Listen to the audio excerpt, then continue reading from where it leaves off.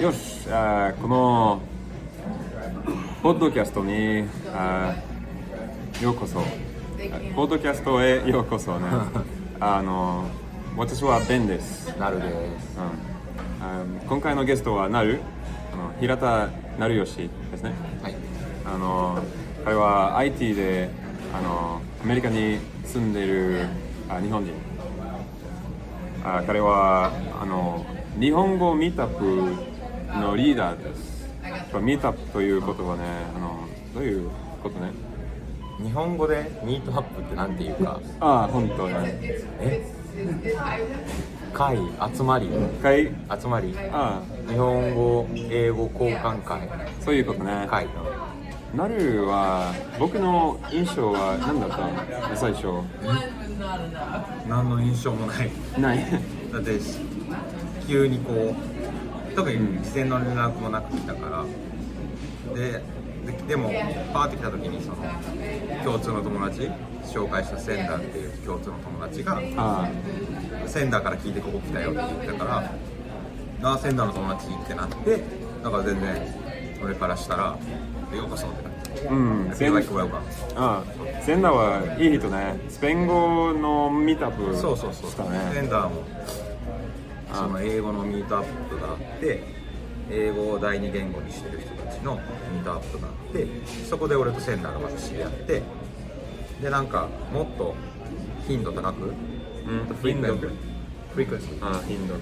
度高くしたいねって話をしててじゃあもうそれぞれお互いにミートアップの会作ろうぜってなってスペインと日本語のスパニッシュと日本語のミートアップをそれぞれ偶然作ってで僕はスペイン語ミートアップ2回行ったね。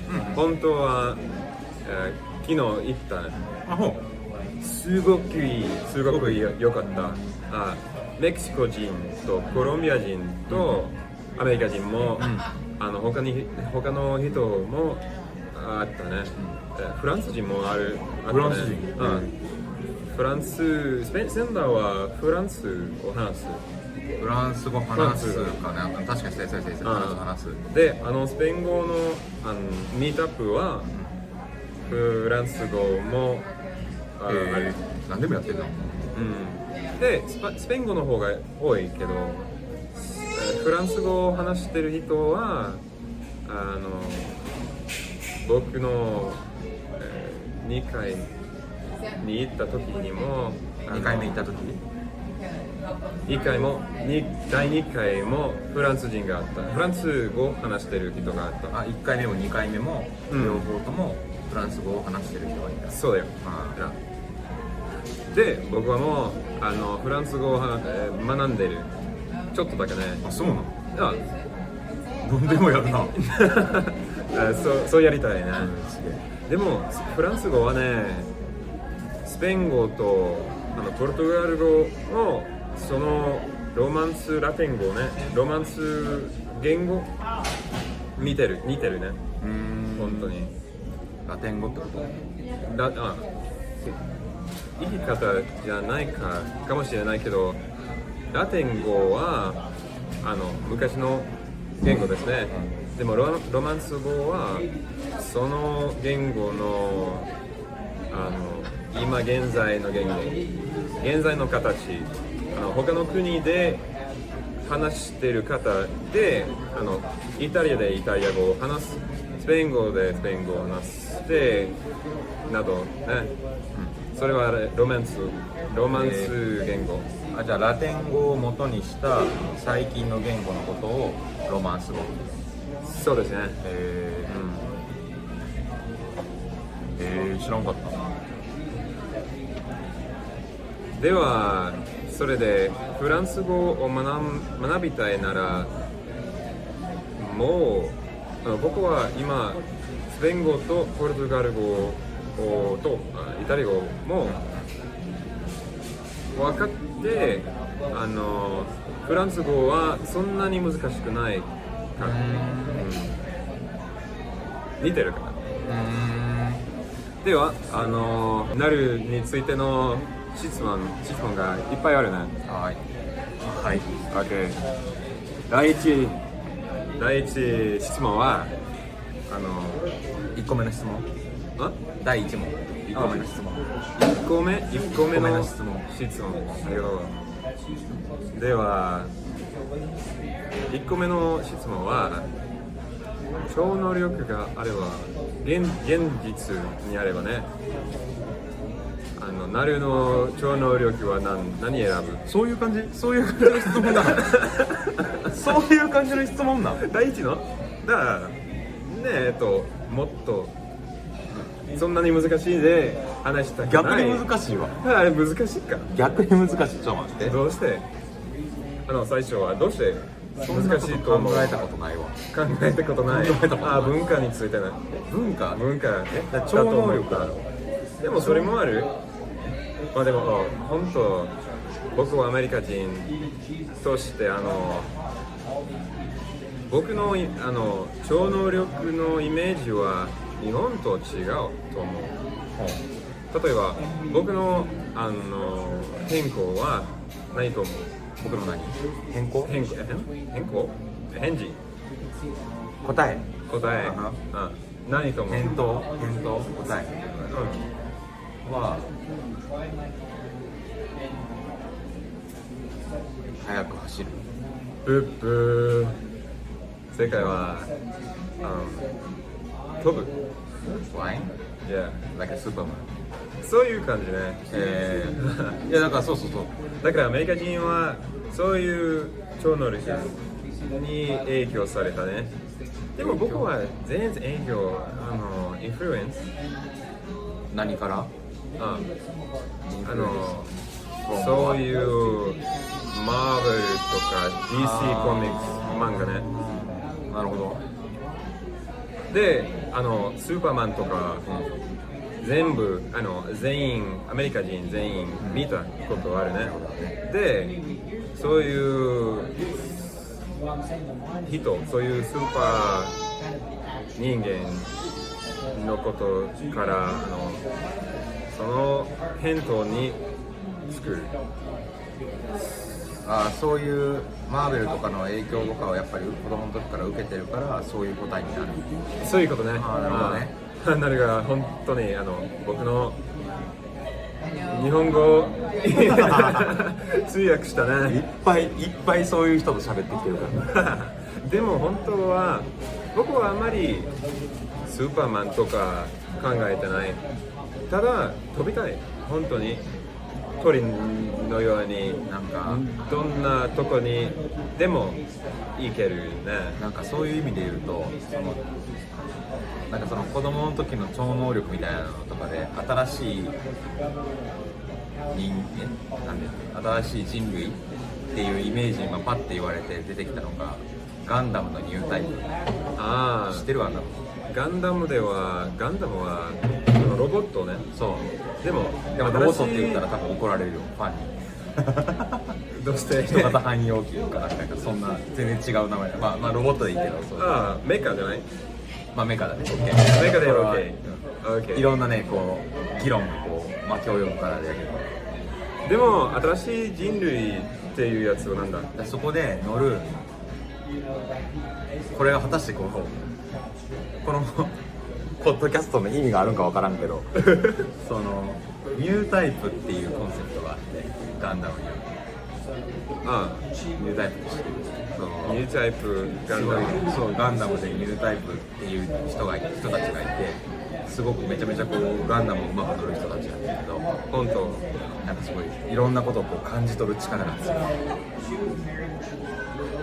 ちょっとそれは、ね、何を感じ取れる？フィーリングを感じ取るだけとか人の気配とか。そういうことね。そうその超能力ってやりたくない別にいいでも今違う新しい人類って言われてパッて今出てきたのがそのガンダムのニュータイプっていうのが出てきたからなんかもうそれだけでやっぱりカルチャーが違う文化が違うというか今ってちょっと面白いね。でも空飛びたいって思う人いっぱいいると思う。で僕は冒険やりたいね。他の国に行きたい。他の文学とか文化とか見たい。で自分で飛べるなら飛行船とか飛行機いらないね。でもそういう意味で言うと俺同じ理由で違う能力欲しい。どれ？テレポート。テレポート。テレポーテーション。ああ、でもそれはそれなんで日本語なんだ。簡単簡単で移動するね。そう。もっと話して。そうだから簡単に移動したいから、そのいろんなとこ行きたいから、友達と会いに行こうべってすぐ行きたいし、運転とかも嫌いだし、電車に乗るのも嫌い、歩くのも嫌い。自転車も嫌い？好きじゃない。あ必要だからしてるけど、基本的には別にいい。あ。でも僕は移動したいというわけ、飛びたいじゃない。説明はすぐに目的地に行きたい。行きたくない。飛びたいのは空気を感じたい。何か見たい。自転車の乗るときには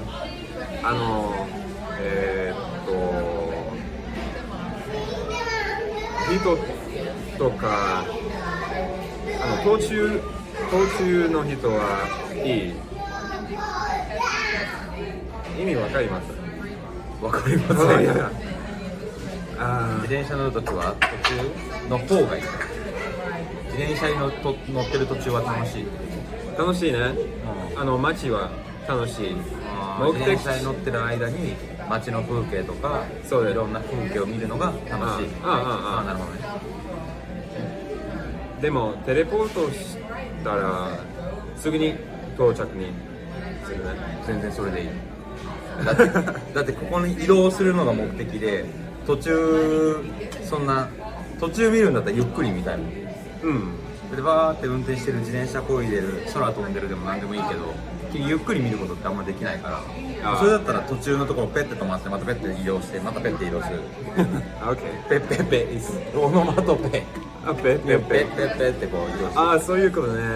最近日本語のオノマトペについて話したら、面白いね。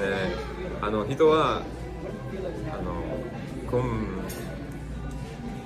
完全にオノマトペだけで話ができるね。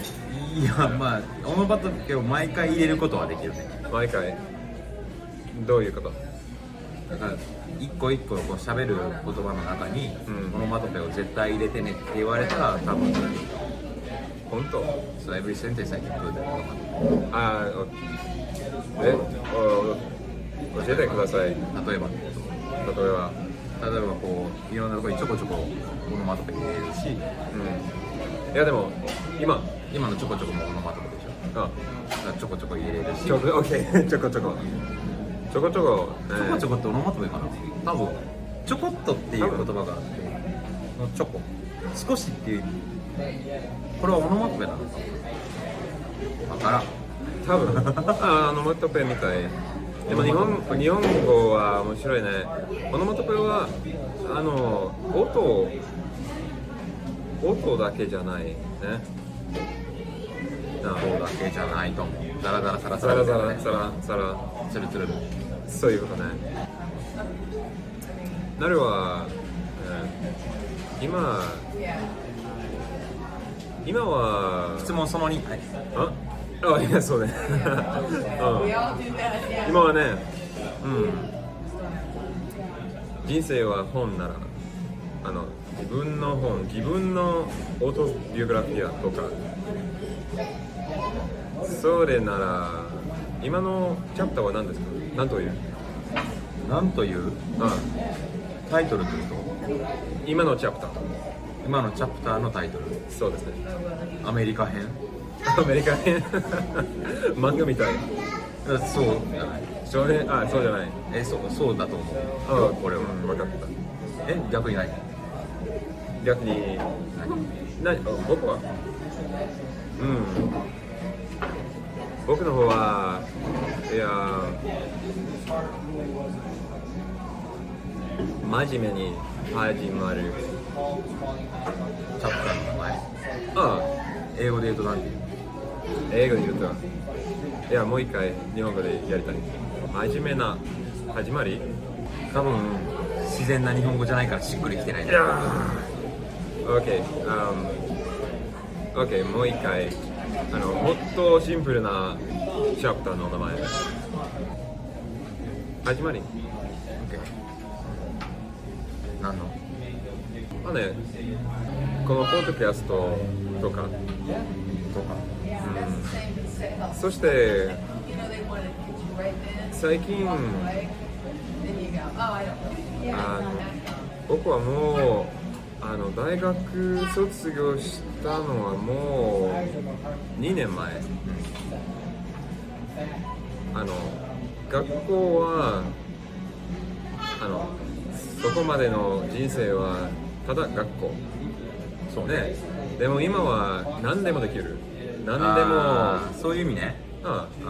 ずーっと今までこう人生の準備じゃないけど、とりあえずいろんなことをこう学んで勉強していろんなことに準備してきて、で大学卒業してやっとこう社会に出たから、こう社会に出ると、やっとこう自分の中では、準備が終わって始まったっていう意味で、そういう意味で、始まりね。本当にやりたいこといっぱいある。で、今やっとやれるようになった。はい、で今春のチャプターはなんとアメリカ編。アメリカ編。それは確かに。だって何個かこう住んできて、何カ国でも住んだのは少しだね。あとはなんかこう出張とかみたいなので行ったりとかして、でやっとこうアメリカに来たから、大きく言うとマレーシア、日本、インド、アメリカって感じ。インド住んでいた？住んでない。でもインドに仕事ですごいいっぱい行ってた時がある。日本からそう1年間に10回ぐらいかな。1年間で10回。10回、OK。でもその10回は、10回ことは何日1回ごと何日ぐらい。1回で2週間インドいて、2週間日本いて、3週間インド行って、2週間日本いて、しょっちゅう毎月そういうこと。1年間行ってて、コロナで亡くなった。コロナのために。コロナのせいでって言ったらいいか、おかげでって言ったらいいか、ちょっとポジティブに言っとるかネガティブに言っとるかだけど、おかげはポジティブ、おかげはポジティブのせいではネガティブ。のせいはネガティブ。ではインドの辺はどうだった？インドの辺はめっちゃ大変。どうして？仕事もそもそもやったことのないし、IT は IT だったけど、それまでこう会計っていうの、ファイナンス、アカウンティング、とかそういうのに関係するシステムに関わってたから、インドに行った時には製造とかサプライチェーンとか SCM とかなんかそういう全然違うエリアのシステムをやってたから初めてやることになったから初めてだったし、でインドの環境もやっぱりこう今までいた中では一番大変な環境だったし、で毎回こう子供がまだ1歳かな、1歳ぐらいだからこう1ヶ月の半分はずっと一緒に入れないとか結構あそういうことね。結構いろんな講師ともに大変だ。父さんとしてそれは辛いの？辛い。子供も見えない。そうだね。子供にも1歳の時はそんな多分記憶がない。子供記憶がないけど何かがあるね。あると思う。やっぱ記憶にはないけどこうなんとなく積み重なるねものが積み重なる子供の中で積み重なる積み重なるウェ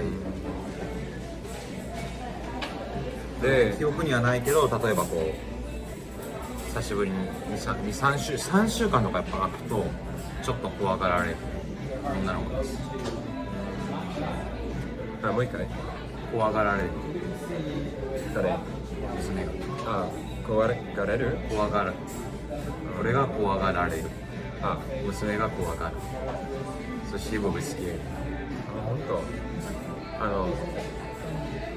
どうして？ She feels scared. どうして怖がる？なぜかというとやっぱこう男の人やっぱ女の子だったから、女の子今も女の子だけど女の子だから男の人がやっぱりちょっと怖いわけね。特に小さい時は。知らない人が特にでやっぱ久しぶりに会うと自分の父親って分かっててもやっぱちょっとやっぱこう距離感があるかな。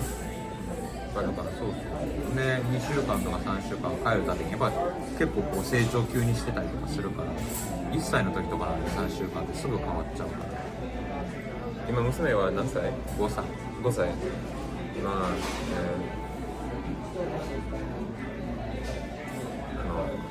彼女はとても、嬉しいな子。何？嬉しい人ですか？嬉しい人？悲しいじゃなくて嬉しい。今楽しんでるかってこと？そういうことね。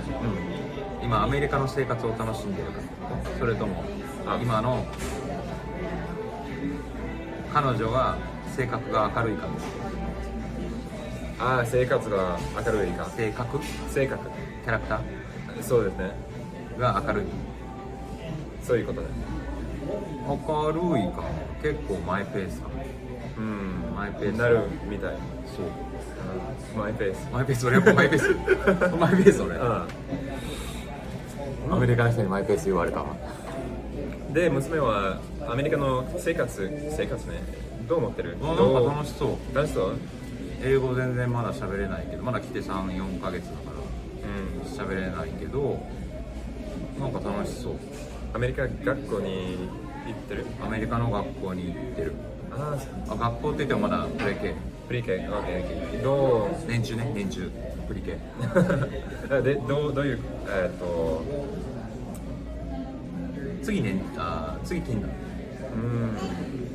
次はね金だな。もうすぐなるは怖がってる。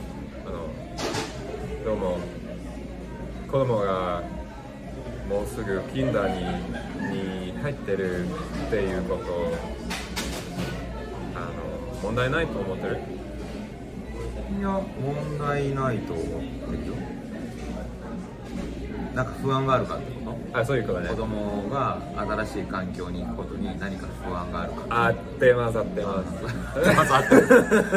ます。そういやまああるけどどうしようもないよね。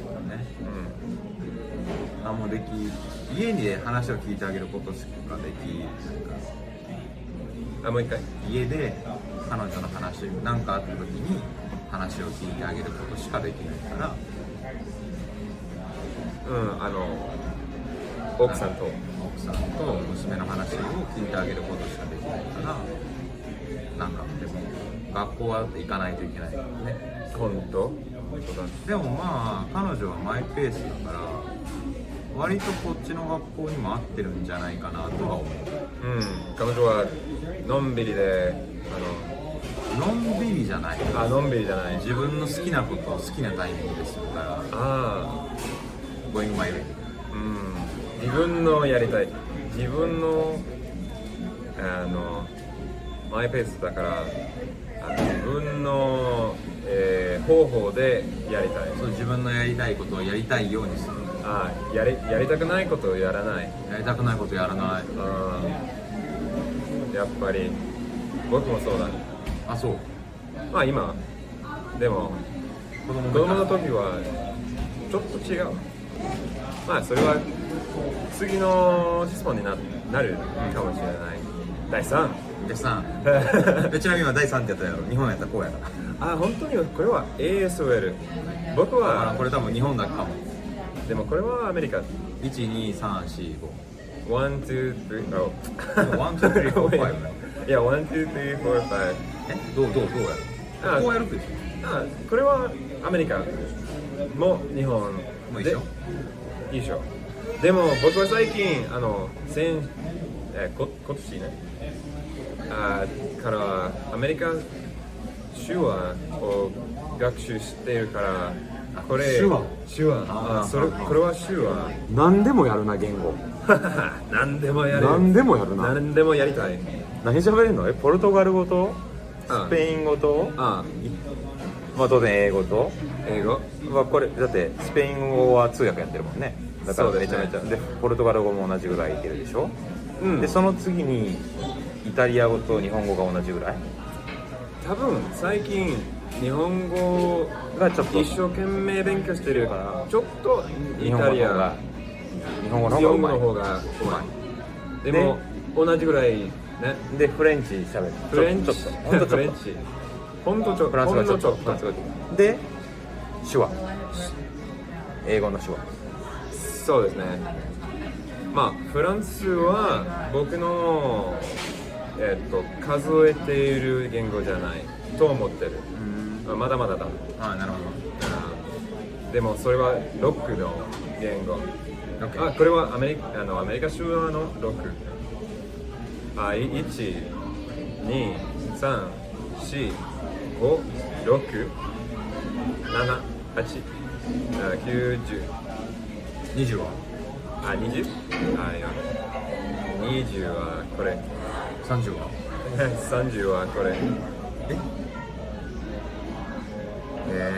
3と0ね。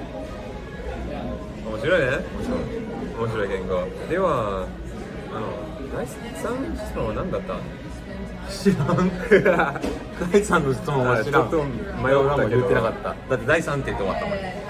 第3第3って言って終わったもん。でもアメリカ編についての話で聞きたいことがあった、アメリカ編っていうのはこれは最後じゃないというわけじゃないですか？最後じゃないでし次はどこに行く？ょ。分からへん。日本帰るかもしれないしアメリカずっといるかもしれないしでもまあ今は駐在員としてアメリカにいるから基本的には日本に帰る前提でアメリカに来てる。でも駐在は何という？エクスペリエンス。駐在。この駐在員から駐在員として駐在員としてアメリカで働いている。特別な駐在。特別？駐在員特別？でもそういうことね。外国人を会社に働くなら特別な駐在を持ってると思う。会社は思うね。いやでもなるのは日本の会社。日本の会社。違うね。そう違う。そうアメリカの会社だったらそう確かにアメリカの会社が日本にいる従業員をアメリカに持ってくる場合は多分確かにその特別というかすごい評価が高いところかもしれないけど、まあ、日本の会社に勤めてて、海外に行くっていうのとはまたちょっと意味が違う。日本に帰るかここで残るかその判断はいつかわからない。10年か。いやだって多分4年から6年ぐらいしかアメリカにはいないと思うからその間に判断するけど、よっぽどじゃない限りやっぱり会社を変えないといけなくなるからなかなかそれは難しいから日本に帰る確率の方が高い。もう一回どうして確率が上がる？日本の方に帰る確率が高い理由は今の会社がビザを取って、今の会社がここにこう来るためのいろんな手配をしてくれているから、だから今の会社じゃないと今ここには入れないわ。そういうことね。だからこのままアメリカじゃいたいですって言った時には今の会社が OK をしてくれるか、もしくは他の会社で俺のビザを取ってくれるところをつけるか、どっちかをしないといけないから、別に俺グリーンカード持ってないから、ワークビザでワークビザで住んでる。だから基本的にはやっぱり帰る前提。前提という予定？前提っていうのはプレコンディション。前提。これは知らないかもしれない。でも日本人はアメリカに違反でアメリカに残ることある？不法滞在ってことでしょ。不法 illegal 不法滞在。それは日本人いやあんま聞いたことないから。聞いたことない。日本のパスポートって強いからね。あんま不法滞在する必要ないんじゃない？必要ない。アメリカにどうしても残りたかったらなんかいろんな方法がオペラとかホームステイして、何人みたいに住み込みでホームステイしながらそこの子供を保育園オペア。それはフランス語ね。そうフランス語から来てる。でも僕はまだまだフランス語。違うオペアプログラムってオペア、アメリカであって。そうじゃない。両親についての話です。今の生活は生活とパーソナリティと考え方は生き方は両親と違いか近いか。生き方、パーソナリティ、生活結構違うと思う。結構違う。どうして？結構違う。どうして？両親どうしてか。両親はどういう人ですか？うちの両親は父親が結構フレンドリーであんま怒らないし、割とこう人の話をまずちゃんと聞く感じっていうのと、運動神経とか頭もいいからあんまり失敗を知らない人。失敗知らない。知ってると思うけど、ある程度完璧でもないよ。彼はちゃんとことをやるならちゃんとやる。ちゃんとやるかな。どういうことをやる？勉強もするし仕事もするし、すごいフレンドリーだし、友達多いし、すごい友達多いと思う。あそこまでこういろんな人にこう気を使えないかもしれない。俺は気は使えない？気を使えない経験。でも最近日本ミートアップやるならそれは人を集めて映画を見て、それはでもミートアップは俺が友達欲しいからやってるだけやからでそれでそういう同じような人たちが集まって英語上手くなったり日本語上手くなったらいいかなって思ってるだけだから、でもそれはお父さんのようにフレンドリーな構成じゃない。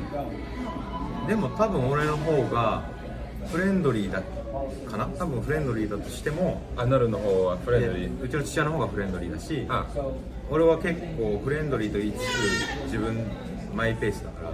マイペースって日本語でマイペースって言うんだけどなんていうかわかんないけど割とこう自分とは言わないけど、結構こう自分のペースで自分のしたいことをするから、人の話聞くのもそうだし会話するのもそうだし大体わかる。で例えばこのポッドキャストとこのインタビューなるは自分自身がやりたいからやったね。これはやってみてもいいかなと思ったんですけど、やりたいっていうよりは楽しそうやるって感じそれはマイペースか。マイペースかな。あんまでもそのなんていうマイペースと言いつつ嫌いなものはそんな多分ないと思う。あるけど別に基本的に何でもやってみていいんじゃないって思ってるタイプだから。僕もそうです。何でもできる、何でもやってみましょうかなと思う。お母さんはどういう人？お母さんは割と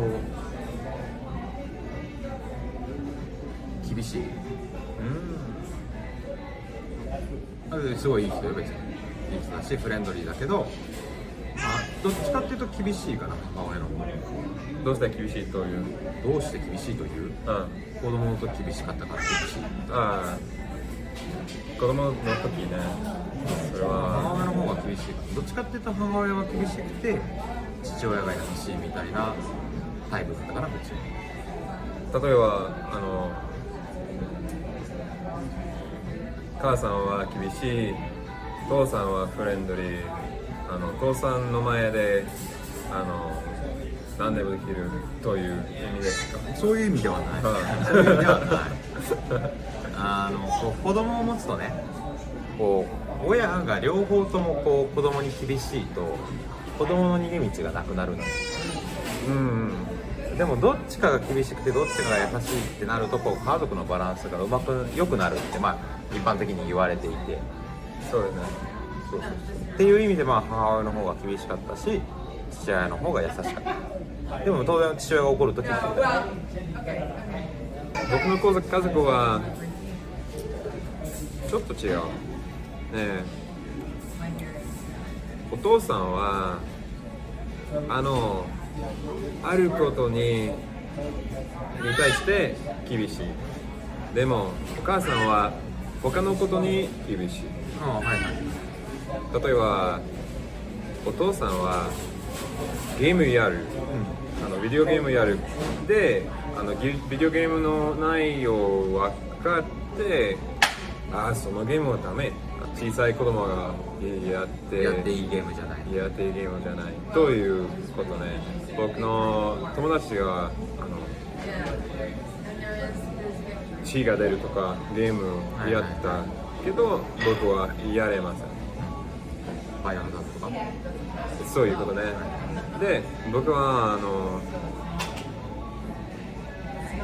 バイオハザードとか、もう昔のゲームで僕はあんまりやりたい気分じゃない。では母さんの方は多分料理に厳しいかも。例えば僕はピーナッツバタージェリー、ピーナッツバタージェリ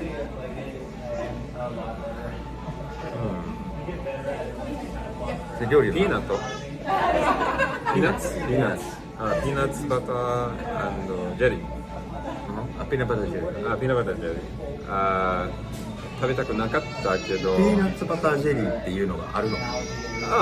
俺それ知らんかも。ごめん。でもどう言って日本語でピーナッツバタージェリーが何かわからない。わからない？わからない、知らない。ピーナッツバターはピーナッツバターは知ってるよ。ピーナッツバタージェリー。そのサンドイッチ。サンドイッチはわかる。ピーナッツバターのサンドイッチね。そしてジャムを入れて。何のジャム？グレープとかストロベリー。そういうこと？食べたことないかも。食べたことない？でもピーナッツバターは食べたことあるし、ジャムのゼリーも食べたことあるけど、本当？ピーナッツバターとゼリーを両方ジャムを両方つけたやつは食べたことない。でもそれは普通、アメリカでピーナッツバタージェリー。そうだ。でもこのピーナッツが嫌いで、いるよね、僕は。でも母さんは毎日、弁当に入れて、僕は食べないなら怒る。嫌いなのに。いや、母さんが怒る。違う、ベンが嫌いなのに、お母さんは入れて、はいそれ残したら、はい家帰ったら毎日後で怒られるの。同じ。で今もう母さんは食べない。昔から食べない。いや今は。今は食べない。なんで？健康とか。健康甘すぎてってこいや説明できない。でもピーナッツは健康的にダメだ。と言ってんのね、お母さん。今はね。でも昔は食べないなら罰受ける。何の罰？例えば家に行けとかいう。いや部屋に行けとか。部屋に引きこもった。部屋に閉じ込められた。そうだな、閉じ込められた。以前ちょっと話したけど、父さん、なるは父さんですね。今。父親ね。父親。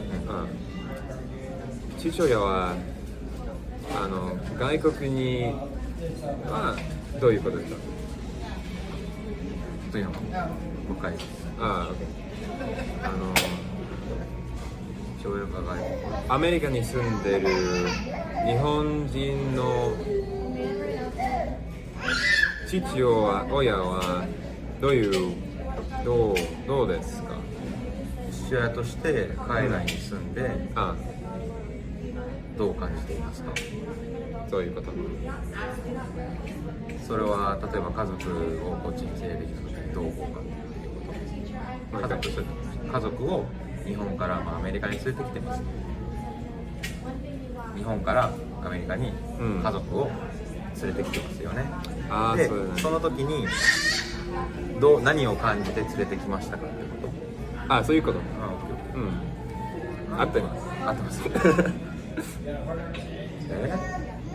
個人的には自分の娘がそもそも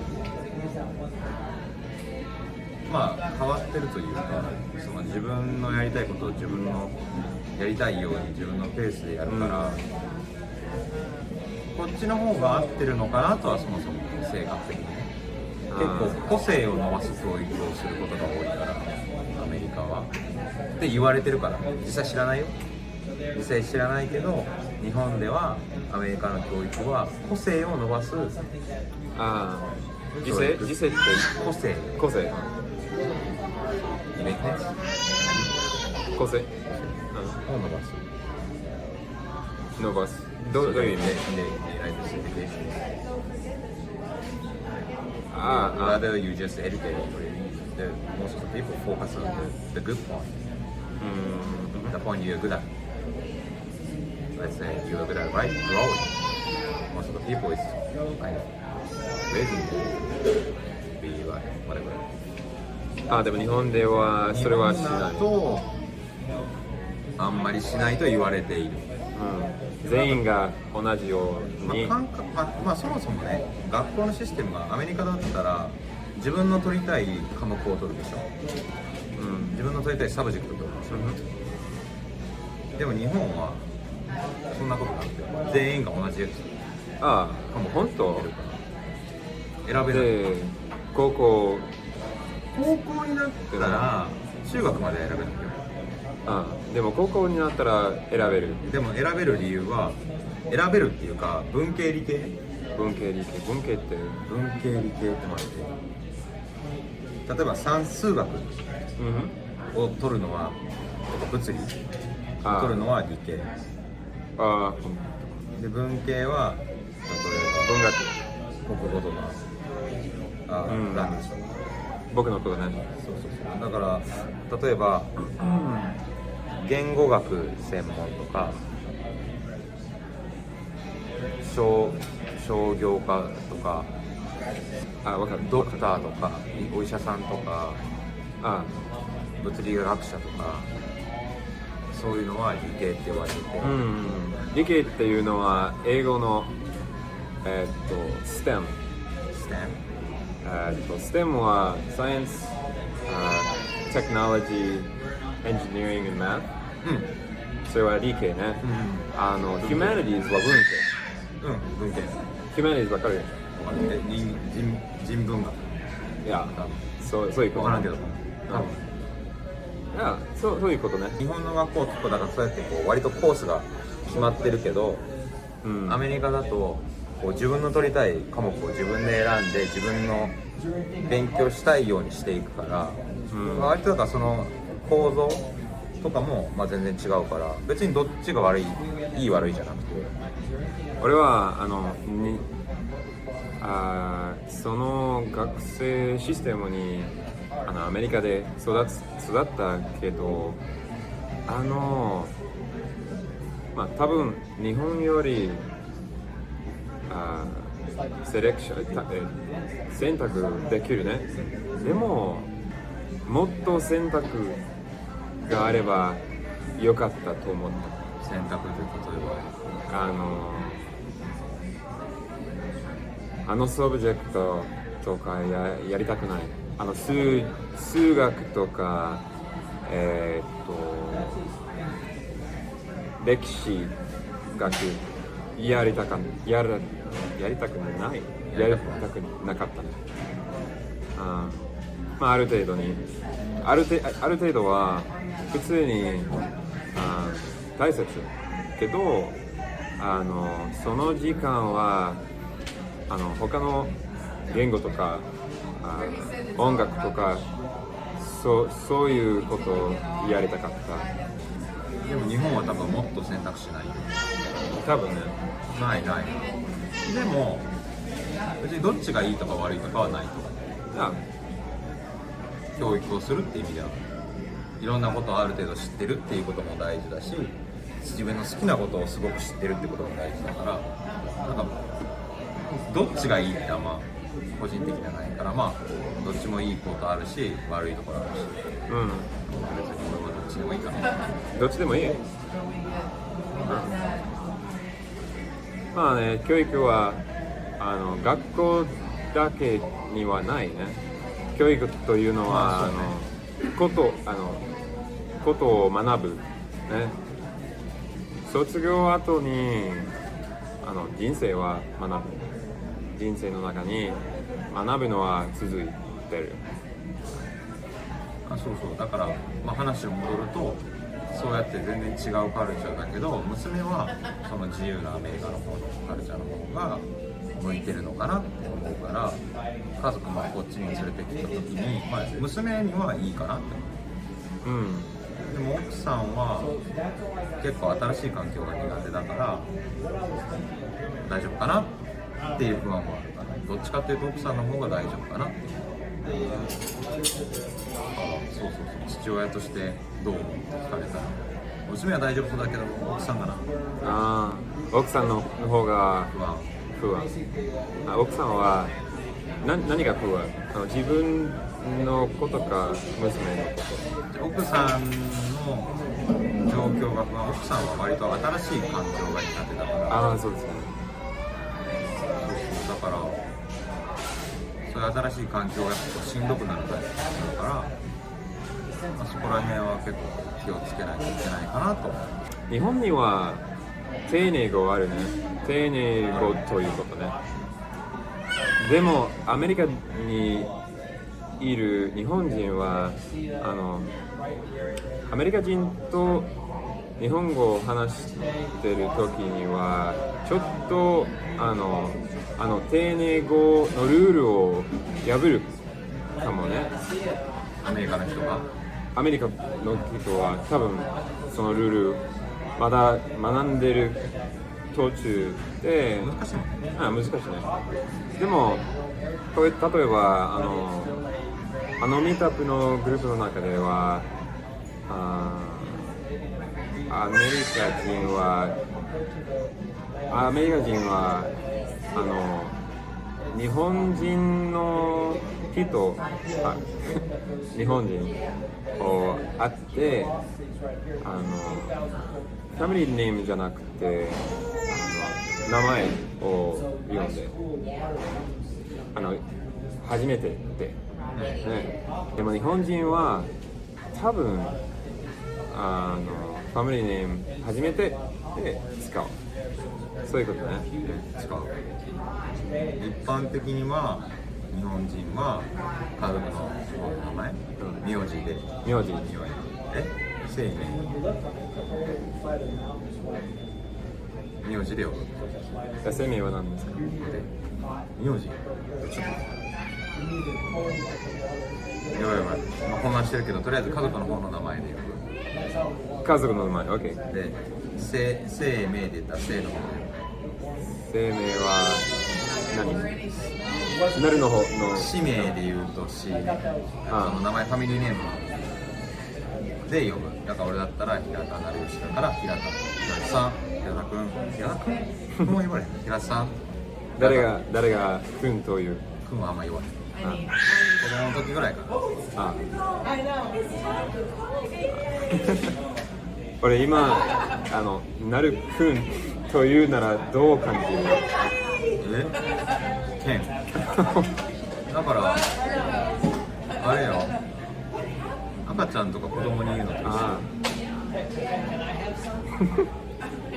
でも例えばその付き合ってたりとか、そうか。ニックネームで呼ぶ人はいる。ニックネームで何かの流れでこうくん付けで呼ばれるとか、彼女とか彼氏にくんとかちゃんつけて呼ぶ人もいる。でもそれけど一般的には子供の自分より下のすごい子供のとか自分より相当年齢が離れている下の子につけることが多い。でもそれをする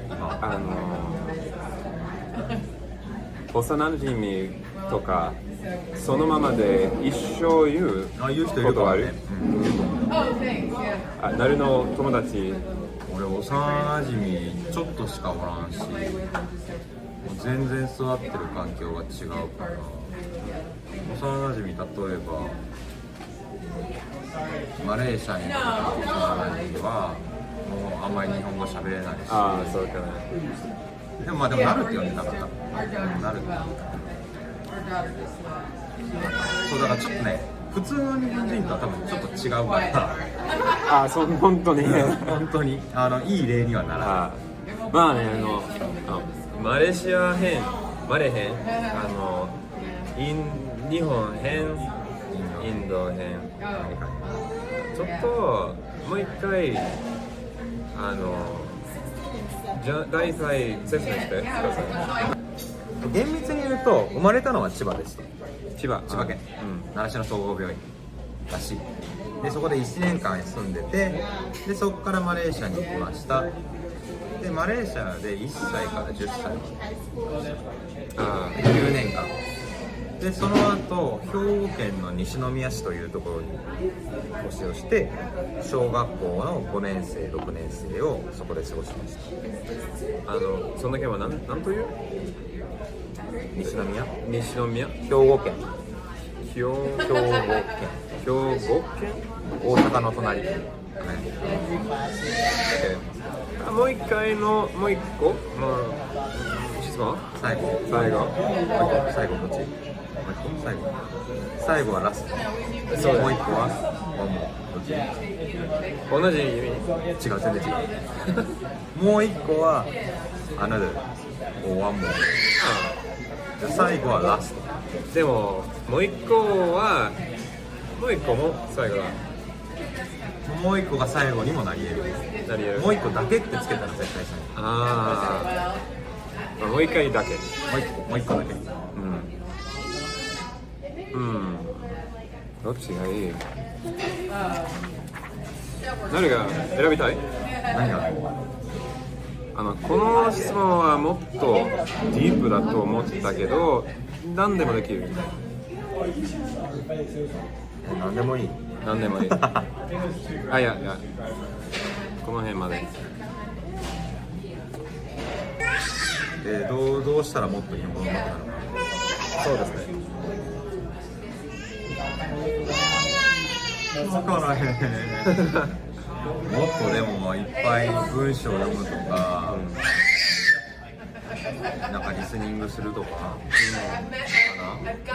な。単語量じゃなくて、どっちかというとその言い回し、どうやって言うかとか、なんかそういうのが言い回しもっと自然に話せるようになだと思うから、まあ、毎日なんか聞くとかするしかないかな。わかんないけど、俺もそんな言語を学ぶのは長い道。てかそんな通訳してるぐらいいろんな言葉喋れる人だから俺より勉強の仕方知ってるだろうけど。いやでも英語は本当にうまい。まだまだ俺の日本語より本当にそれはそうあそれはそうあこういう言い方をこの場合ではするんだとか、シチュエーションでこう使い分けるっていうのが分かんないから、だからいっぱいさっき言ったように文章を読むとか、もっといろんなもの聞くとか、映画見るとか、なんかいろんなことをこうもうなんか繰り返しになってくると。文章も多分、まあ、英語を勉強した時もそうだったけど、短い文章からちょっとずつ長くしていって、っていうのをこうしてて、長い文章が分かるようにするっていうのを多分こうしていくしかないのかなと思うけど、またこうやっていろんな日本人と喋る、1時間ぐらい喋ってるのか1時間以上喋ってると思うけどっていうようなまあ機会をいっぱい増やす、まあ、なのでミートアップしてください。来る。行くね。いや行く。そうだね。英語だったら I'm coming って言うけどね。いやそうでも日本だったら行くっていうからね。Go だね。日本だったら来るじゃない。日本だったら来るは相手が来るだから自分が来るはないのよ。で、ちょっと少しでlet's speak in English a little bit. I remember before you asked me like what does your English sound like? Right. And I wanted to see like if I could give you an answer to that. Right. You told me that I speak like the Asian English. Right? Well, I guess it Sort is. of. Yeah, I think it like if someone were to hear you, they think that you're Asian. Uh-huh. But I don't think that's like that. I don't think that means that you don't speak like correct English. I think it means just like your accent. Yeah, so what I want to know is that what kind of accent is that? Because I cannot observe myself. That's a good point. Like I don't know how to explain that because you just feel it. You just know it. Right. So, for example, when I listen to it in Japanese, I can figure out where they're from, and you can figure out where they're from if they're speaking some English, some sort of English. You mean like native speakers? Native speakers. So the South English, North English, British. I mean, the Yeah. British and the American English is kind of easier for us to figure out. But Yeah, because it's I mean, like two large countries. Right. But if you're talking about In within the the country, United States, then I there's think- more like specific dialects. But I cannot figure out that.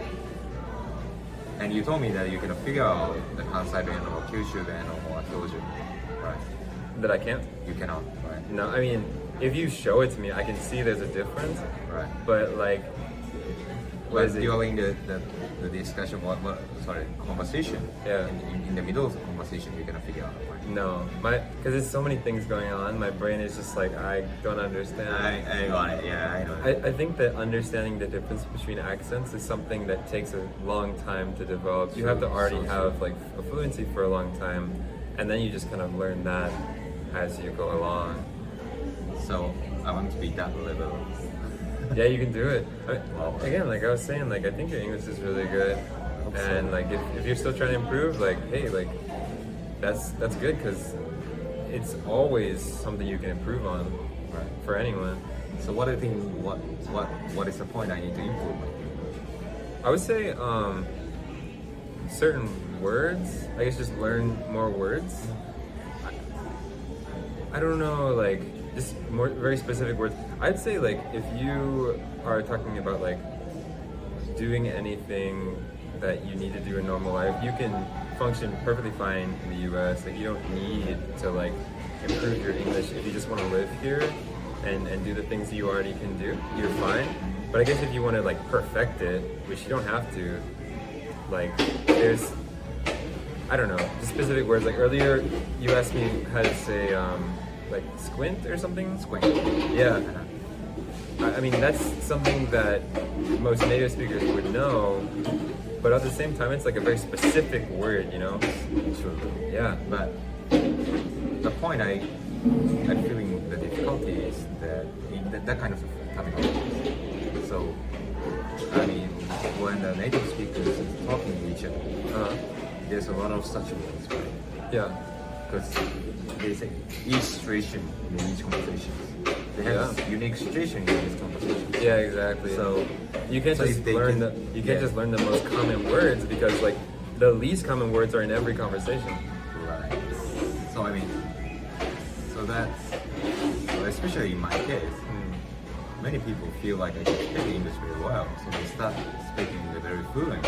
I mean, the way they are speaking is native speakers. Yeah. But I'm not a native speaker, so I cannot understand some terminology or some the way they are talking. So I want to get those words so that Okay. you know what I mean. So Yeah. so that's the point I feel some difficulties, and that's the point I want to improve my English. Okay. Well, that's good. And I think it's not just words too. If I think about like your pronunciation too, I guess you could look at every area. But if you look at your pronunciation, like say the word word. You hear the difference? Like I say word, you say word. So like I guess like I should ask, do you want to pronounce like more like I do, or do you prefer to pronounce your way? The pronunciation which all of the people can understand. Well, I understand you. I So I have some example. Plant. yeah, plant. Plant. Oh, we said that before. Right. And you say like plant. So probably in that situation, if I have some better pronunciation, then you can easily get it. That's true. Now Cool, easy. I guess my question is like, do you want to pronounce like an American, or are you fine having some of an accent? Probably I'm right now in the United States, so better American. Okay.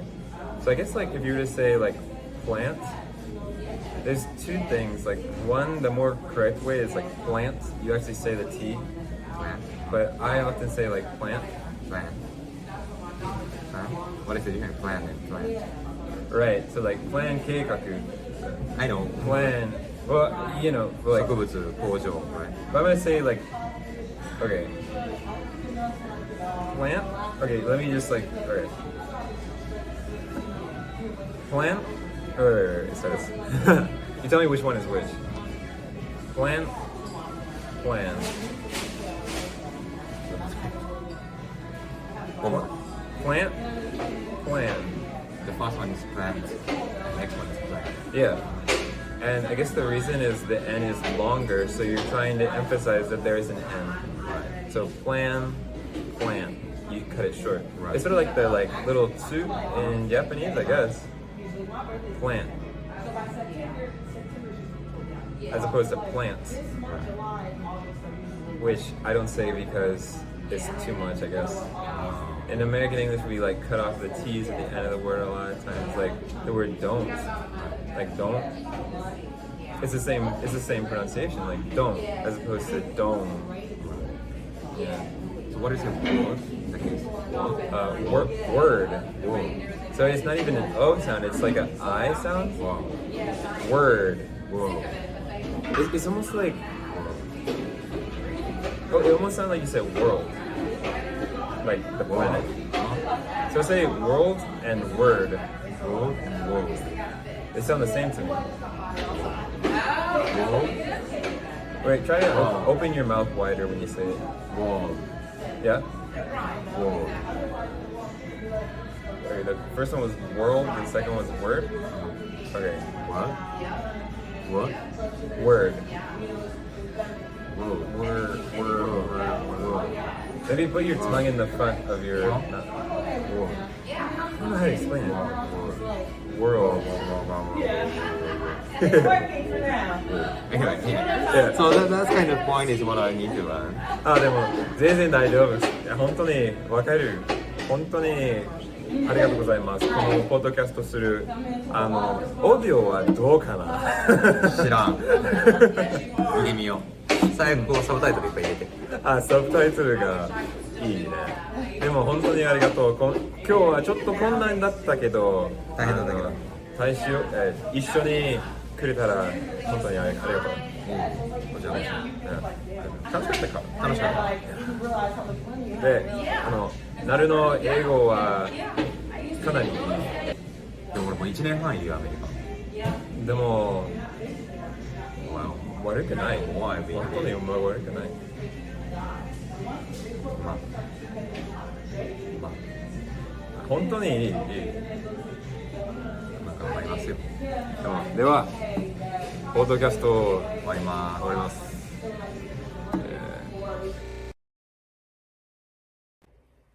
見てくれてありがとう。今回の動画には私が手くずった時がいっぱいあったような気がするね。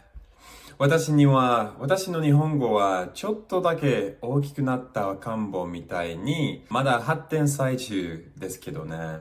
使うべき言葉をいつどう使えばいいかまだ分かりづらいんだけど、その苦労も見せたいと思ってるんだよね。コミュニケーションは完璧でなくてもいいと思う。私は完璧主義者じゃないからこそ、私は臆することなくコミュニケーションが取れる。みんなにとっても言語を学ぶことは楽しいはずだ。だからコミュニケーションに全然恥は必要ない。でかい声で言ってよ。気にせずに。ネイティブスピーカーだって間違いをするよ。実は編集のせいでこの動画を投稿するのが12月になっちゃったけど、なるとこの会話をしたのは本当に7月だった。その5ヶ月の間になるに言われた通り、日本語の小説を読んで、日本語でアニメを見て、いろんな面白い日本人と話し合って、私の日本語はもっと上手くなったと思う。だがしかし、この程度は足りぬ。もっとだ。もっと力をつけたい。だから来月の動画は2つ。両方日本語である。約束だぞ。このマイケルとアニタの子、ベンの誇りにかけて誓おう。世界一の日本語話者になる。この国を救うために。